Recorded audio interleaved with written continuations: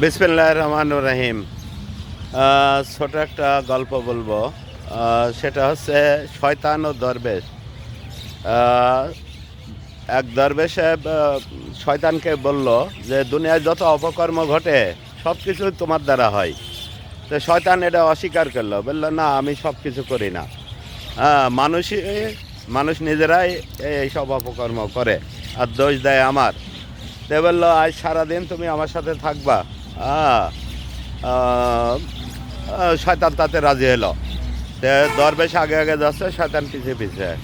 এখন যাওয়ার পথে একটা ছাগল একটা খুঁটির সাথে বাঁধা ছিল। ওই খুঁটিটা শয়তান একটু নাড়া দিয়ে গেছে আর কি। পরে ফেরার পথে দেখে যে দুই বাড়ির ভিতর বিশাল গন্ডগোল, মারামারি, রক্তারক্তি। তখন দরবেশ বললে, শয়তান তুমি কি করেছ? এই মারামারি রক্তারক্তি হচ্ছে। তো বললো সারাদিন আপনার সাথেই, আমি তো কিছু করি নাই। বললো না, তোমার হাত আছে, কিছু করেছ? বললো আমি তেমন কিছু করি নাই, যাওয়ার পথে ওই ছাগলের খুঁটিটা একটু নাড়াই দিয়েছিলাম। তে ঘটনা এরকম ঘটে গেল। আমার জানা মতো আমিও দেখেছি, সবাই জানে, এই ফেসবুকে বা ইতে, টিভিতে, ইউটিউবে বিশ্বজিৎকে হত্যা দেখেছি নৃশংসভাবে। আবরার হত্যা, লগি বৈঠা দিয়ে মানুষ মেরে তারপর নৃত্য করা। তারপরে বৃদ্ধ পিতাকে ছেলে পিটাচ্ছে সামান্য একটু জমি জায়গা বা কোনো স্বার্থের কারণে। ছোট ছেলেকে গাছের সাথে বেঁধে মেরে লাঠি ভেঙে ফেলছে।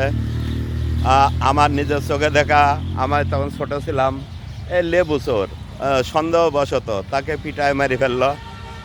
ধুলাবালির ভিতরে আগেও ছিল, সেখানে অত প্রচার হয় নাই, এখনও আছে। কোনো নারীকে মারছে, বিবস্ত্র হয়ে যাচ্ছে, মানুষ দেখছে, উপভোগ করছে, ভিডিও করছে। এ হচ্ছে সভ্য। এইসব কাজ দেখে তো আমার মনে হয় শয়তানও লজ্জা পায়।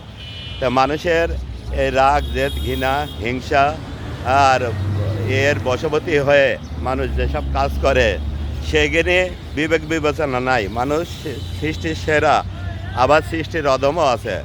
আমার জানা মতে, ধর্ম তো জানি না, তারপরেও আল্লাহ পাকেও বলছে মানুষ ওই সৃষ্টির সেরা যেরম, এরম অধমও আছে, সৃষ্টির নিকৃষ্টও। তো যাই হোক, আল্লাহ ভরসা। প্রিয় দর্শক শ্রোতা ভাই বোন বন্ধুরা, আমি এই যে এখন ভেড়া মারা যাব ঢাকা, এই একটা ভিডিও করলাম।